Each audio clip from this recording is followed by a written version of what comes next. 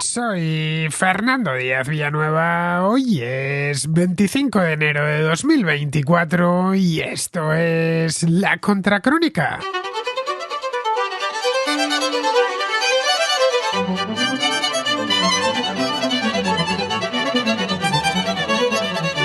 Tal y como estaba previsto, Donald Trump ganó las primarias del Partido Republicano en el estado de Nuevo Hampshire, que se celebraron el martes pasado. Obtuvo 12 delegados frente a los 9 de su contrincante, Nikki Haley. Eso le acerca a la nominación y a la revancha que se quiere tomar con Joe Biden.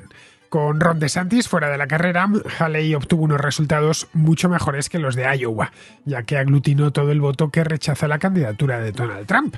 Pero no fue suficiente. La exgobernadora de Carolina del Sur se quedó en el 43% de los votos, mientras Trump elevaba el listón hasta casi un 55%. Eso no le ha desanimado. Tras concluir el recuento, Haley anunció que no se retira, que seguirá adelante y que se presentará a las primarias en el resto de estados. La victoria en Nuevo Hampshire, que de primeras era un estado difícil, ha reforzado la posición de Trump, aunque aún le faltan muchísimos delegados para asegurarse la nominación. Haley ha salido derrotada, pero aún con vida, algo que el equipo de Trump quería evitar. Su intención era demostrar tal fortaleza en Nuevo Hampshire que su oponente se pensase lo de continuar.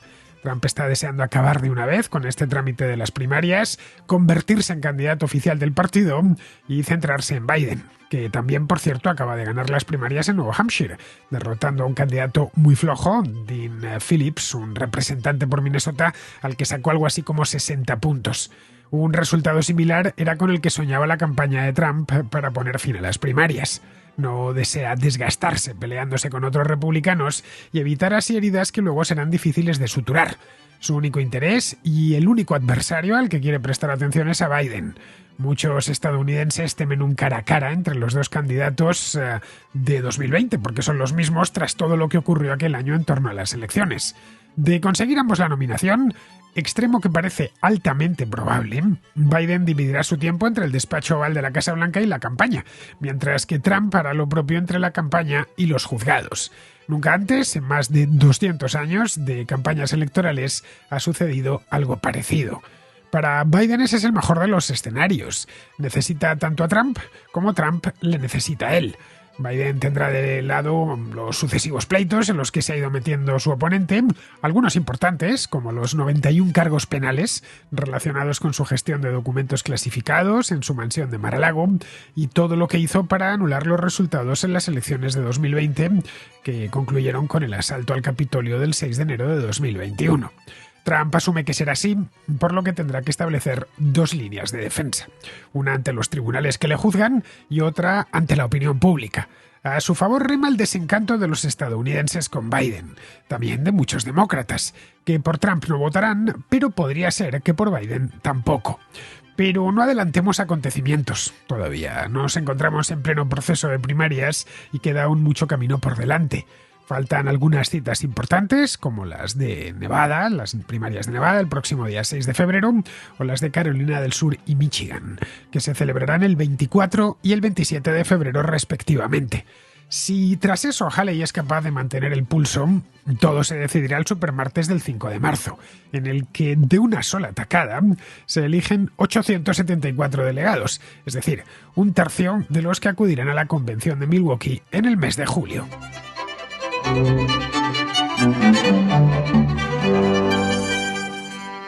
Donald Trump se impuso este martes en las primarias republicanas de Nuevo Hampshire. Se consolidó así su condición de favorito para convertirse en el candidato presidencial de su partido en las elecciones del mes de noviembre, el 5 de noviembre. Digo consolidó porque ya había ganado las de Iowa hace apenas unos días, fueron el día 15 de enero, y estaba en el aire cómo iba a quedar en Nuevo Hampshire, que era la siguiente prueba, y era una prueba mucho más difícil para Trump de lo que había sido Iowa. Había dos candidatos en liza, o con posibilidades desde luego, el propio Donald Trump y Nikki Haley, de la que hablamos aquí hace solo un par de días. Una Nikki Haley reforzada tras el abandono de Ron DeSantis el pasado domingo. Eran, como os digo, unas primarias relativamente difíciles para Trump, ya que Haley se ha trabajado a lo largo de los últimos meses mucho este estado, a sabiendas de que para ella iba a ser muy importante. En las encuestas de intención de voto, Haley tenía una expectativa muy alta, del orden del 35%, más o menos garantizado, cuando todavía había más candidatos, pues casi el doble del 19% que obtuvo en Iowa. Con esto partía desde hace ya cosa un par de meses. El resultado final, la verdad es que fue mucho mejor. Escaló hasta el 43%, pero tenía delante a Trump. Si escaló hasta el 43% es porque otros candidatos se han ido dando de baja, ¿no? Desde antes del 15 de enero, y desde el 15 de enero ha perdido dos oponentes, DeSantis el domingo y el mismo 15 de enero que perdió a Ramaswamy. Así que digamos que todo lo que es el sector antitrumpista del Partido Republicano ya la tiene exclusivamente a ella. Pero vamos, Trump sí que hizo buenas las encuestas, le daban un 55% de promedio en Nuevo Hampshire y eso mismo fue lo que obtuvo, un 54,7% para ser más exactos. En Nuevo Hampshire se repartían 22 delegados. No es demasiado, pero bueno. Las primarias, tanto las de Iowa como estas de Nuevo Hampshire, son importantes porque es cuando empiezan las primarias. Y en muchas ocasiones las primarias se deciden durante los meses de enero y febrero. No hay que esperar ni siquiera al supermartes. Esa es la razón por la cual estos primeros estados son los que marcan un poco la guía de lo que sucederá después. De unas primarias a otras, los candidatos mueven mucho voto. Esa es la razón por la que siempre se habla de estas dos, se habla también de las de Carolina del Sur y luego ya, si no se deshace el entuerto en enero-febrero, es cuando se va el supermartes, que hay tantas primarias juntas ese mismo día, que ese día el entuerto se deshace sí o sí. Es muy difícil salir vivo, lo fácil es salir muerto del supermartes, pero es muy difícil no salir nominado, que el favorito no salga nominado de ese mismo día. Bien, pues se repartían 22 delegados, 12 han ido a Trump y 9 a Haley. Falta uno, como veis, que sigue en el aire en espera de que se concluya el recuento y que se publique el acta oficial. La verdad es que tampoco cambiará mucho. Si se va a Trump serán 13 los que obtenga y si se van a Haley pues serán 10 los que obtenga al final. Pero 22 delegados son muy poquitos. Es decir, es un estado pequeño desde el punto de vista demográfico y también desde el punto de vista geográfico, de superficie. Es uno de los estados más pequeños. Creo que el más pequeño de Estados Unidos es Rhode Island, pero está entre los más pequeños de todo el país. Es de estos que están en Nueva Inglaterra, junto a Vermont, cerquita de Massachusetts, al norte de Nueva York. Bien, pero aparte de esto no hay mucho más que decir al respecto. Trump ha vuelto a ganar con un porcentaje incluso mayor al que había tenido en Iowa, donde obtuvo el 51%, pero con un porcentaje que supera el 50%. Eso nos vendría a decir que ha recogido, mirando con más detalle los resultados del martes, que ha recogido el voto de DeSantis, a quien las encuestas, estaba mirándolas, le estaban dando hasta su retirada es muy reciente, desde el domingo pasado, vamos. Las encuestas hechas la semana pasada todavía le incluían. Le estaban dando más o menos un 5% del voto, en algunas le daban un 6, en algunas un 3 o un 4, pero en torno al 5% en Nuevo Hampshire. Respecto a Haley, pues ha resistido bastante bien, esa es la verdad, y conforme a las expectativas, de hecho un poco mejor que las expectativas. La victoria de Trump frustra no de forma definitiva, pero sí al menos por ahora, las esperanzas de los republicanos, llamémoslos más tradicionales, que han pasado el año tratando por lo menos pasaron el año anterior, 2023, tratando de encontrar una alternativa a Trump, pero solo para ver un candidato tras otro fracasar y darse contra la pared.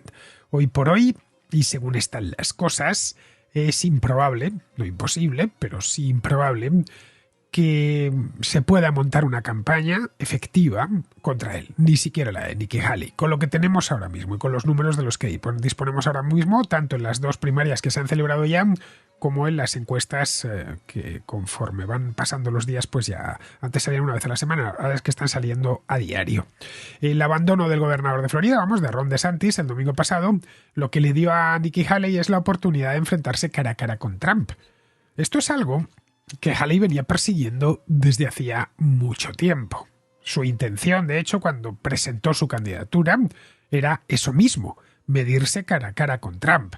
El candidato favorito era tan favorito, tenía tal fuerza que todos los aspirantes tanto DeSantis como incluso Ramaswamy también, que estaba dentro de los favoritos, otros que empezaron con mucha fuerza, Asa Hutchinson, por ejemplo, pues se quedó en nada, ¿no? Al final.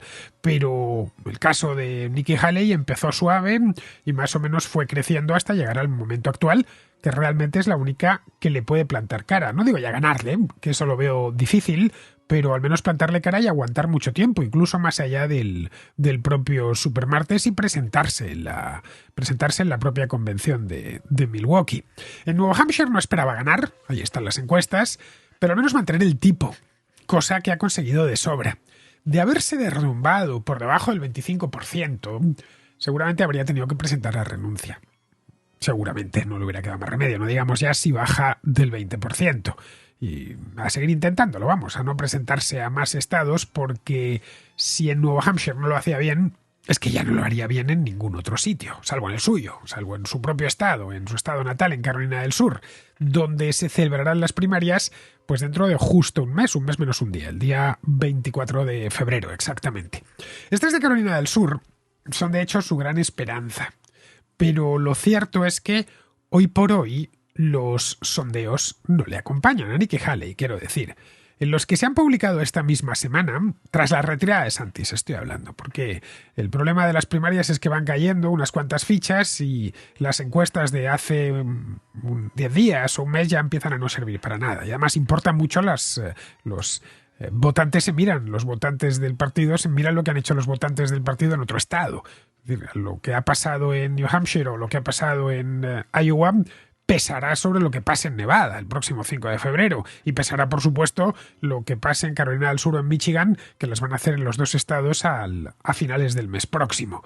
Entonces, las encuestas hay que tienen que ser muy recientes porque si no, no valen mucho. Y estos sondeos no le acompañan, ya digo. Las de la última semana, tras la retirada de DeSantis, se queda muy abajo, en torno a un 25%. Ojo, es su estado, ¿eh? El estado en el que ella fue gobernadora. El Trump está fortísimo en Carolina del Sur, se va al 60% de intención de voto. Aún así no se da por vencida, ¿eh? Tiene pensado, según he podido leer, empezar esta misma semana o la semana próxima, tiene un mes por delante, pero vamos, que se lo ha tomado muy en serio, hacer una gira por su estado. Carolina del Sur es más grande que Nuevo Hampshire, pero tampoco es un estado gigantesco. A ver, no es Texas, ni California, ni ninguno de los grandes. Es asequible, vamos. Pues tiene pensado hacer una gira para visitar todos sus condados. Nikki Haley conoce bien aquello porque, bueno, aparte de nacer allí y pasar allí su infancia, fue gobernadora durante 6 años de ese estado y diputada estatal durante otros 6. Bien, su equipo ha anunciado que contratará publicidad en los medios, en las radios locales, en televisión, en YouTube, en fin, allá donde puedan, más tienen dinero para hacerlo, van a tratar de que se vea la candidata. Y que dará tantos mítines como sean necesarios. Pretende Nikki Haley en Carolina del Sur explotar 2 bazas importantes. La primera, la edad. Se ha agarrado a eso.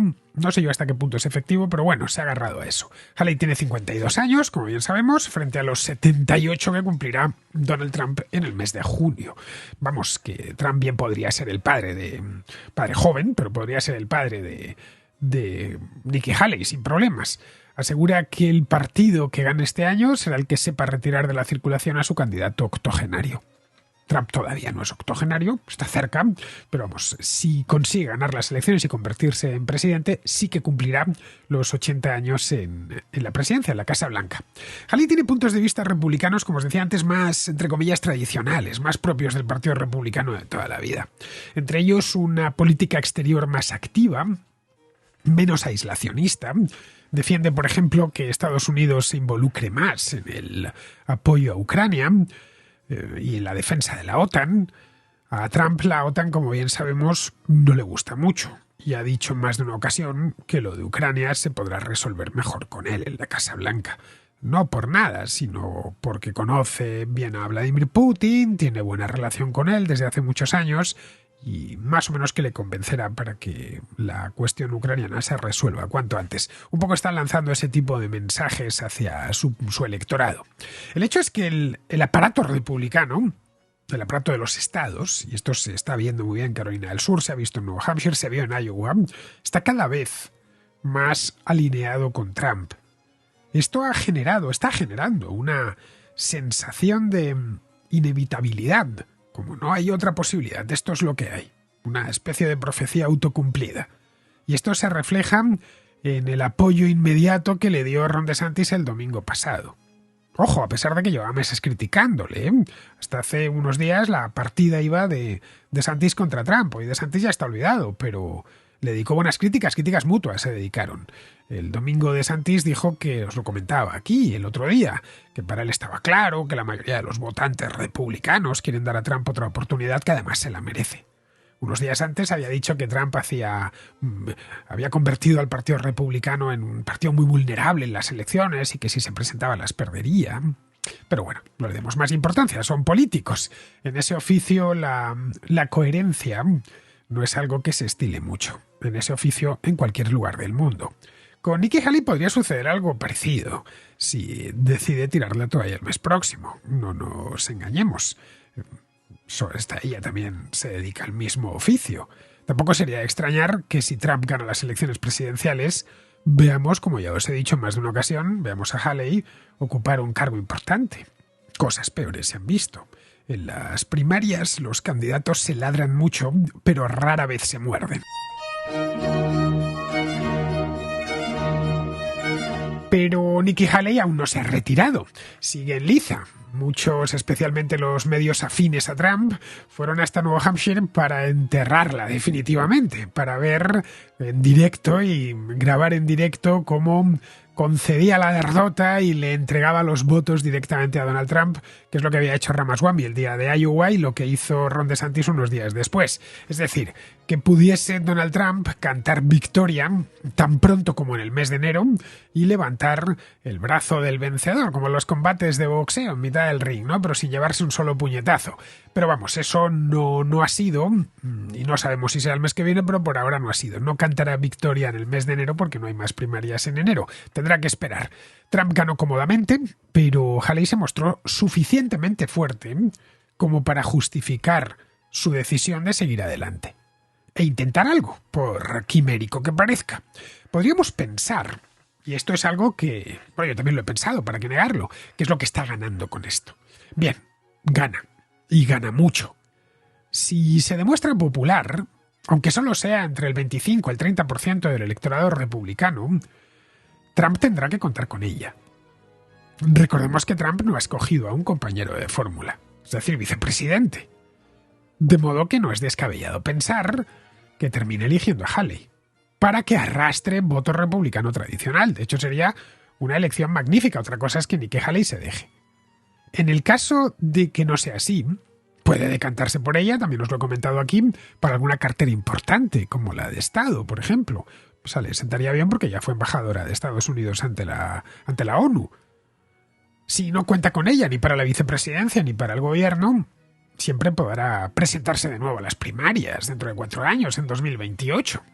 Aún es joven, tiene 52 años y mucha carrera por delante. Unas primarias más o menos exitosas, en las que al menos se consigue mantener el tipo, permiten algo, para un político en Estados Unidos le permiten algo que de otra manera sería muy difícil de obtener. Ese algo es notoriedad pública y minutos de televisión. Son carísimas ambas cosas. Los minutos de televisión son prohibitivos. Permite también conocer a mucha gente en todo el país y establecer contactos, hacer relaciones públicas muy útiles. Para las campañas electorales, da igual que sean las presidenciales, las legislativas o estas de las primarias, se mueven cantidades mareantes de dinero. Hace falta mucho, pero que mucho dinero, muchos dólares. Que eso se obtiene de donantes individuales o corporativos. Estados Unidos no es España, donde al final la política se mantiene con los presupuestos generales del Estado. Allí lo paga el ciudadano de a pie, si quiere pagarlo, es completamente voluntario. Hasta la fecha Nikki Haley ha conseguido recaudar casi 20 millones de dólares. Lo que os decía, que solo para una campaña de unas simples primarias recaudan auténticos dinerales. Y ojo, no es la que más ha recaudado, ¿eh? Hay otros que se han gastado más dinero. El propio Ramaswamy se había gastado, creo que eran algo así como 30 millones de dólares para retirarse con las primeras primarias, con las de Iowa. Esto es bastante común. Vamos, si echamos un vistazo al pasado vemos que pasa continuamente. Una parte de ese dinero proviene de particulares, pero otra proviene de empresas y de gente muy rica e influyente. Esta red de contactos es buena de cara a futuras empresas políticas. Ya sea intentarlo de nuevo en las presidenciales, aspirar a un escaño en el Senado o simplemente pasarse al sector privado y hacer dinero.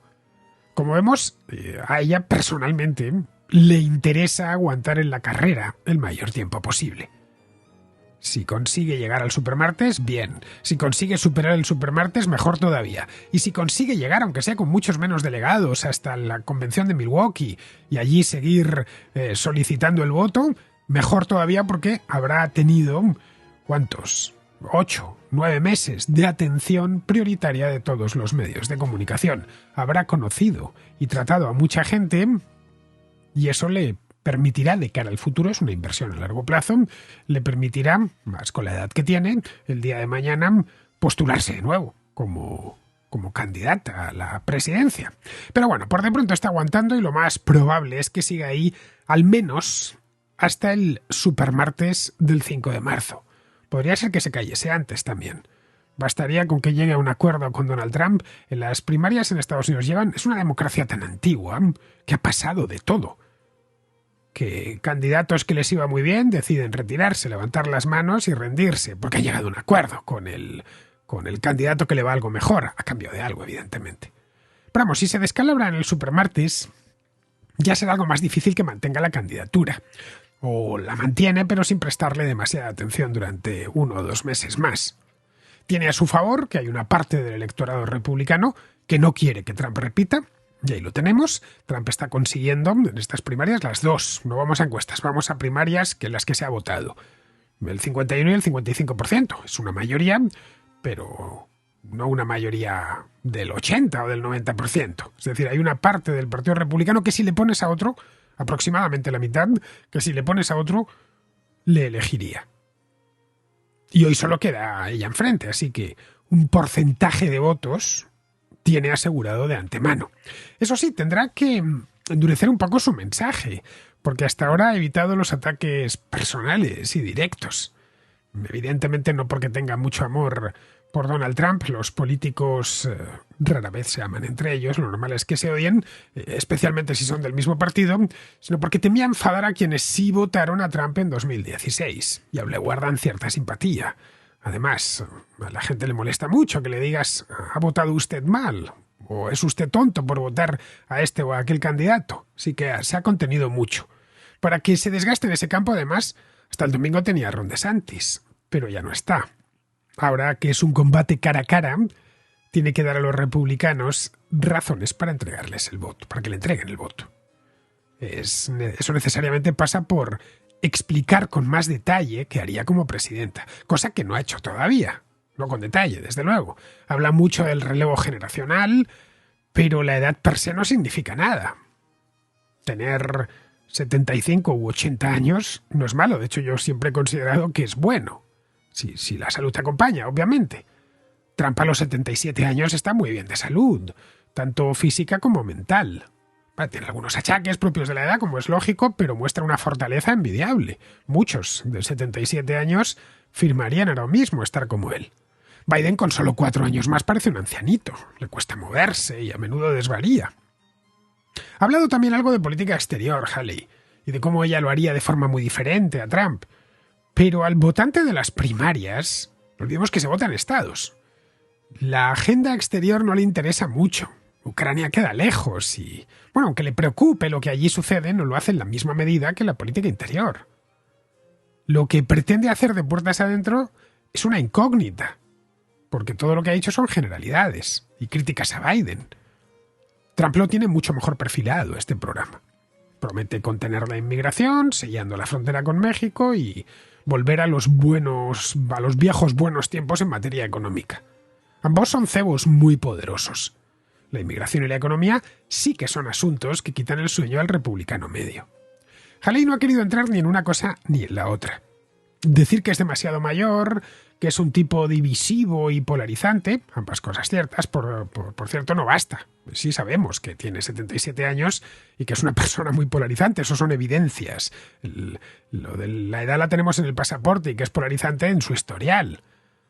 Eso es algo que conoce todo el mundo y a sus simpatizantes no les importa, al contrario, hasta les gusta. Saben que tiene esa edad, pero bueno, también saben que Biden tiene 81. En cuanto a la economía, Trump tiene un referente al que apelar, sus años en la Casa Blanca, que al menos para sus seguidores fueron extraordinariamente buenos. ¿A qué podría apelar Haley?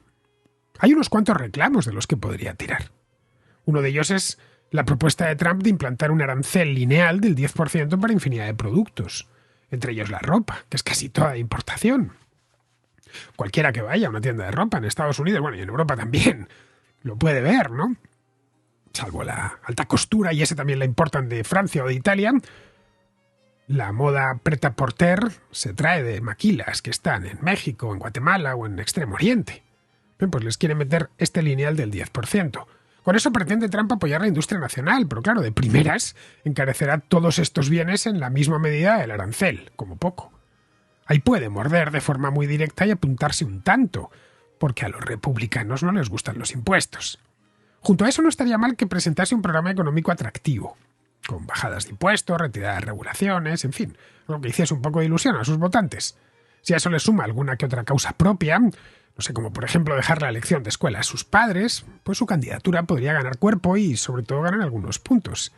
Si consigue mantenerse, hay razones para que Haley esté hasta el final, hasta la misma convención. Trump tiene 4 juicios por delante. Uno de ellos se celebrará en mes y pico, y la sentencia podría llegar antes de la convención. Si es declarado culpable, no está de más que a los republicanos les quede al menos una bala en la recámara.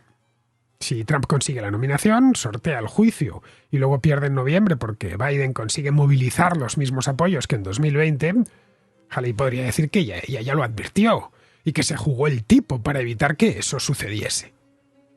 De ser así, podría intentarlo de nuevo en 2028, con muchas más garantías y partiendo como favorita. Trump ha apuntalado su nominación, pero aún no la tiene en la mano.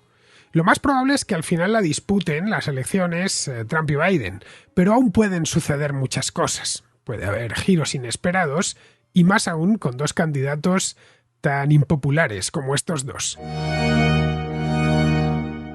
Vamos con la contrarréplica. Empezamos con Pedro Luis, que nos habla de Ron DeSantis, de los votantes de Trump y del mesianismo en la política estadounidense. Te mando este audio haciendo referencia al programa sobre la retirada de DeSantis de la carrera presidencial. Yo soy cubano y por supuesto tengo muchísima familia y muchísimas amistades en la Florida. Y he tocado ese tema con algunos de ellos y me sorprende saber que ellos realmente, como dijiste en el programa, creen que Ron DeSantis traicionó a Donald Trump cuando se postuló a las presidenciales. He tratado de tocar ese tema y conversar con ellos y diciéndoles que eso es política, que es normal, que incluso siendo derrotado por Donald Trump tenía incluso posibilidades para quizá acceder a una vicepresidencia, que todo es un juego. Y ellos simplemente creen que es una mala idea que Ron DeSantis se haya postulado y que sí, que fue una traición. Y bueno, les digo que simplemente que no se lo tomen a mal y que realmente DeSantis puede ser más joven, puede ser una gran alternativa a Donald Trump, siendo más joven, teniendo prácticamente las mismas ideas que Donald Trump. Ellos simplemente votan al candidato, no votan al partido, no votan a las ideas, votan a Donald Trump. Son cubanos como yo, que han sufrido dictaduras presidencialistas, personalistas, y me parece súper curioso cómo realmente muchos de ellos, te digo, la gran mayoría simplemente siguen a Donald Trump, creen en Donald Trump y no creen en el partido o no creen en las ideas republicanas. Incluso se los he comentado y realmente no les gusta porque bueno, vienen de Cuba y vienen de una dictadura comunista fidelista. pero se los comento. Incluso les digo que el mismo Ben Shapiro, que es un reconocido, una reconocida personalidad y un republicano, ha dicho públicamente que él creía que Ron DeSantis era una buena alternativa para el Partido Republicano, que hubiera sido mejor que Donald Trump, y sin embargo ellos siguen al hombre, y me parece realmente curioso, y me gustaría realmente oír tu opinión sobre cómo puede ser que cubanos como yo, que han sufrido dictaduras personalistas, ahora llegando a Estados Unidos simplemente voten a un candidato, voten al hombre y no voten al partido. Bueno, muchísimas gracias por el programa y espero que puedas responderme. Pues no me sorprende, Pedro Luis. Donald Trump tiene un elemento mesiánico que en Estados Unidos no se veía, pues no lo sé, yo creo que desde tiempos de Kennedy, cuando en aquel entonces muchos demócratas le veían como una especie de mesías. Es decir, un ungido, ¿no? Bueno, mesías en hebreo significa eso mismo, ungido. Una persona dotada de un carisma especial que resolverá todos los problemas, tanto los problemas públicos como los privados. El mesianismo en política es muy peligroso y conduce directo al caudillismo primero y al desencanto después. A veces directamente al desencanto si el caudillismo no es posible. En el caso de Estados Unidos el caudillismo es imposible porque el sistema está muy bien diseñado y es muy robusto. Un presidente no puede desmontar todos los contrapesos que tiene y ponerlo todo a su servicio. Estados Unidos tendrá otros defectos, pero no el de tener una institucionalidad débil. De hecho, la política en Estados Unidos es tan apasionante por eso mismo, porque nadie se puede imponer y la justicia es independiente. Con unas reglas del juego bien fijadas y difíciles de cambiar, los políticos no pueden cortar por lo sano ni tomar atajos, como sucede y ha sucedido en otros países. Vamos, que en Estados Unidos es muy difícil que suceda lo de Venezuela en el 99, ni con Hugo Chávez. Ni Trump ni cualquier otro presidente puede llegar, derogar la Constitución, redactar otra nueva. Bueno, se les ocurre la inauguración, jurar la Constitución como juró la Constitución de punto fijo en el 99 Hugo Chávez, y directamente el presidente del Supremo no le toma juramento. Eso de juro sobre esta moribunda Constitución, eso está perfectamente establecido y no se puede cambiar. Vamos, no digamos ya para cargársela o redactar una nueva o apoderarse de la justicia. Bien, con ese cuento están los demócratas, pero que si llega Trump será una dictadura, pero en ese país hacer eso no te diré que es imposible, porque en política nada es imposible, pero sí dificilísimo. Respecto a los que se dejan llevar por ese mesianismo, que ojo, no solo afecta a los estadounidenses, también a gente en el extranjero, que son los trumpistas de fuera. Generalmente es gente que vive en la angustia y que ha depositado todas sus esperanzas en que una persona concreta alcance el poder. Y siempre es una persona concreta, no es un partido. Mira, hace muchos años, poco después de empezar a hacer yo la Contracrónica, allá por los inicios de 2016, trabajaba yo en una emisora de radio de Madrid, en un programa matinal. Por la mañana, eso de las 8, hacía una lectura comentada de la prensa del día. Duraba una media hora aproximadamente. El presentador daba entonces paso a los oyentes, a los que atendíamos en directo.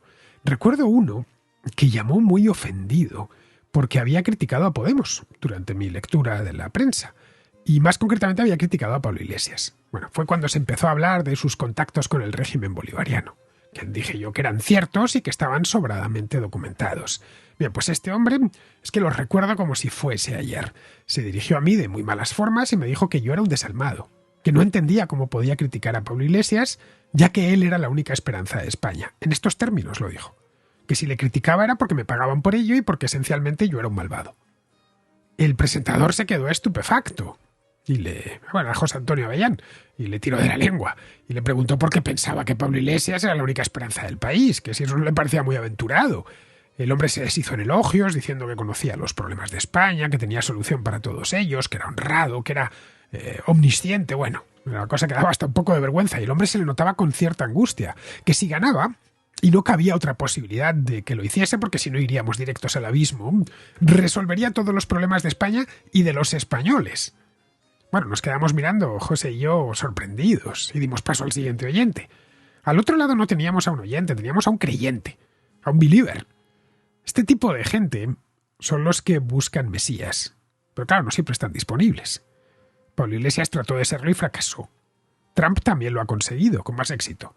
En fin, no hay más que seguir los medios estadounidenses o hablar con algunos españoles. bueno, o hispanoamericanos, o mirar los comentarios de este programa, en los que a menudo entran believers trampistas a broncarme por no defender a Trump. Para ellos soy, como aquel oyente, un desalmado a sueldo de alguien. Bien, vamos ahora con Jesús, que nos habla de la situación en Gaza. Muy buenas, Fernando, ¿qué tal? Espero que estés muy bien. Nada, al principio del conflicto, a raíz de los atentados de Hamas del 7 de octubre, mandé un audio, bueno, pues en el que cuestionaba un poco tu posición con respecto al conflicto, una respuesta que tuviste con un contraescucha.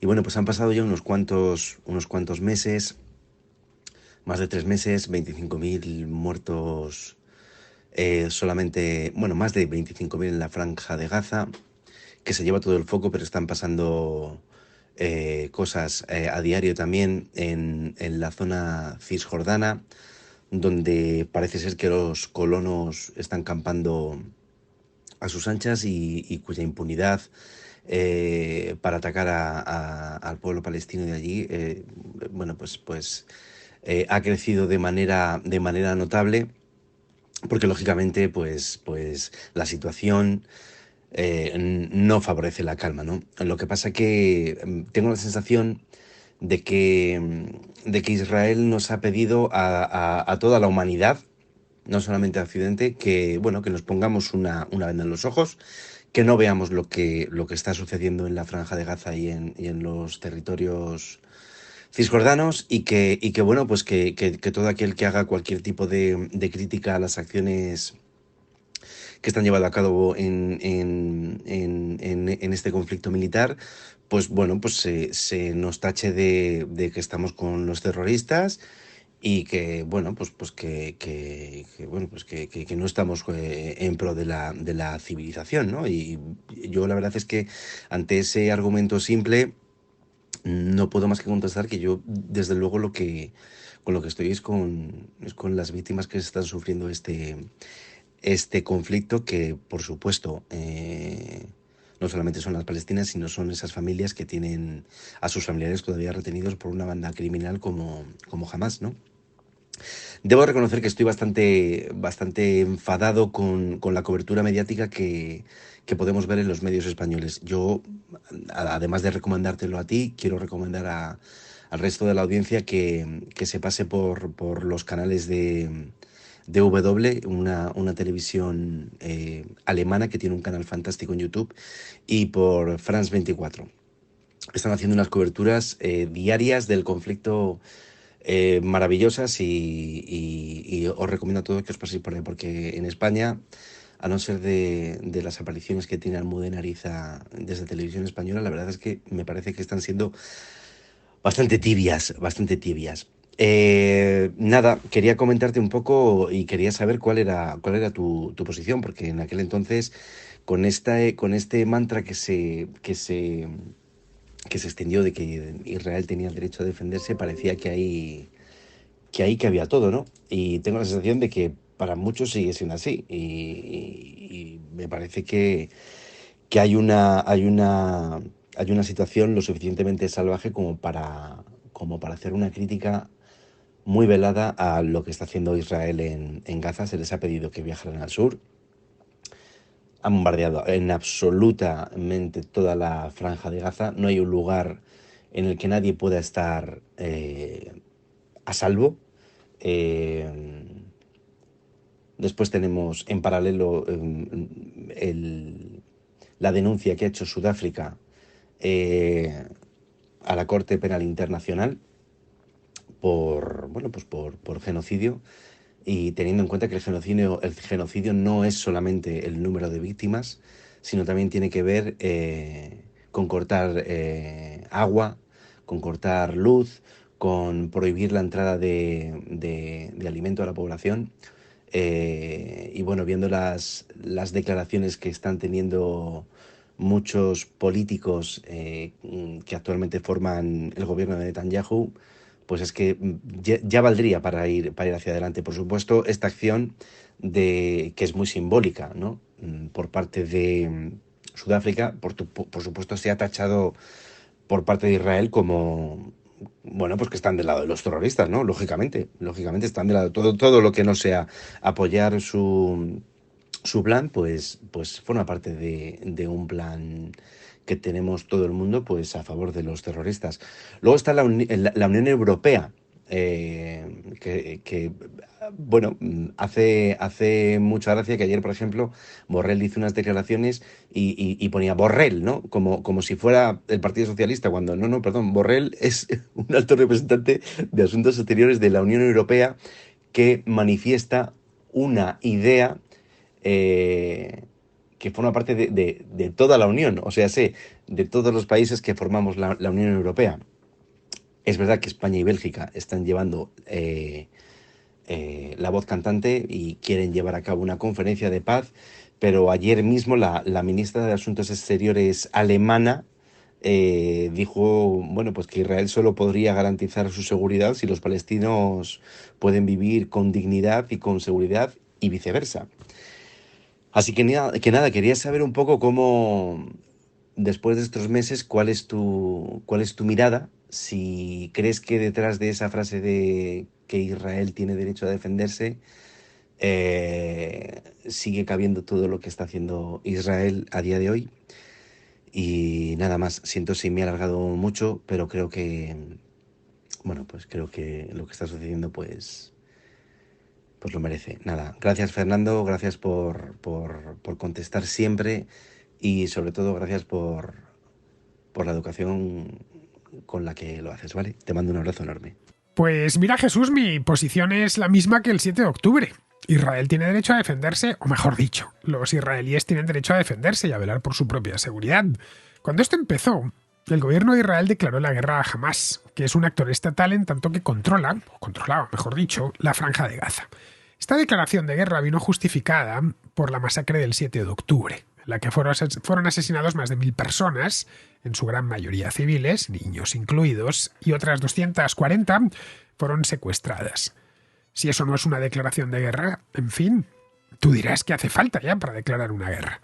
Si mañana unos comandos armados que dependen de, qué sé yo, del gobierno de Andorra, para que todos lo entendamos, ¿no?, se infiltran en territorio español o territorio francés y siembran el terror en los pueblos cercanos a la frontera, matando gente, niños incluidos, violando mujeres y llevándose de vuelta a Andorra a 240 rehenes, lo más probable es que cualquiera de los dos países respondiese con un ataque. No se iban a cruzar de brazos para acabar con el gobierno de Andorra directamente, no con ese comando, con el gobierno de Andorra.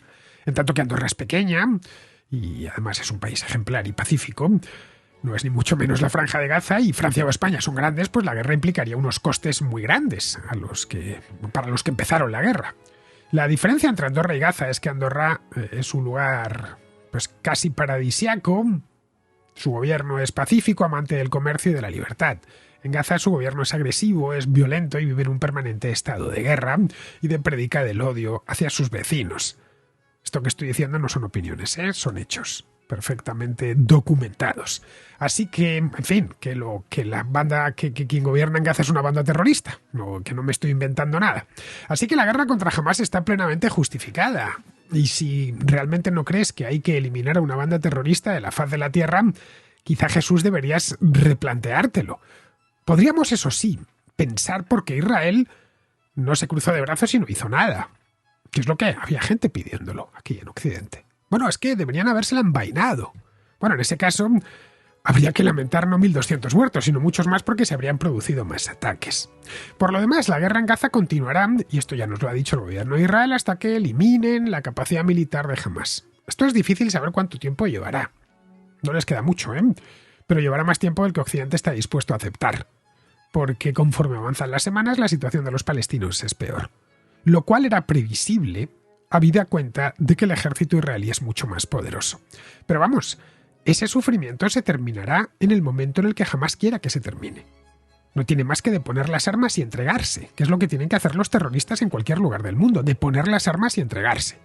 Metieron a los gazatíes en una guerra sabiendo que el enemigo era mucho más fuerte que ellos, con la idea de utilizar a esos mismos civiles como escudos humanos. De modo que sí, es cierto que a Israel no le preocupa demasiado los civiles palestinos, y a la vista está, pero es que a Hamás no le preocupan absolutamente sus propios civiles, absolutamente nada. Es curioso que los que piden a Israel que pare sus operaciones en la franja lo piden al mismo tiempo que Hamás deponga las armas y se acabe el asunto. Lo que empieza a ser imperativo, eso sí, es que Israel diga qué va a suceder después de que el ejército haya hecho el trabajo que se le encomendó. Sabemos que Israel no tiene intención, tampoco tiene deseos, ni siquiera capacidad de permanecer en Gaza después de la guerra. Cuando la guerra termine, el ejército israelí se retirará al otro lado de la frontera. Esto ya lo han dicho. En ese punto alguien tendrá que hacerse cargo de la franja. No sabemos si lo hará la Autoridad Nacional Palestina. Pero es posible que no quiera semejante patata caliente, es posible. Lo mismo con los países árabes. Bueno, eso ya te puedo garantizar que no lo van a hacer. Todos los países árabes quieren ver a Hamás destruido. Bueno, y esa es la razón por la cual no han ayudado ni al propio Hamás ni tampoco a los civiles palestinos. Así que una de las cosas en las que se debería ir pensando es qué hacer con Gaza y con los gazatíes después de esto. Bien, pues vamos a terminar. Vamos con Pizarro, que nos habla de la sequía en el Canal de Panamá. Cuando vuelva a llover, a modo de bien, la solución habrá caído del cielo. Y como las soluciones tecnológicas posibles son caras y lentas, pues va a ser que toca sobrecostes y retrasos. Panamá, conocida en el mundo entero por su canal y su fiscalidad, necesita agua que acabará llegando. Lo que parece no llegar es la viveza y el ingenio que evite que le acaben comiendo la tostada por el norte y por el sur. Un cordial saludo de Pizarro.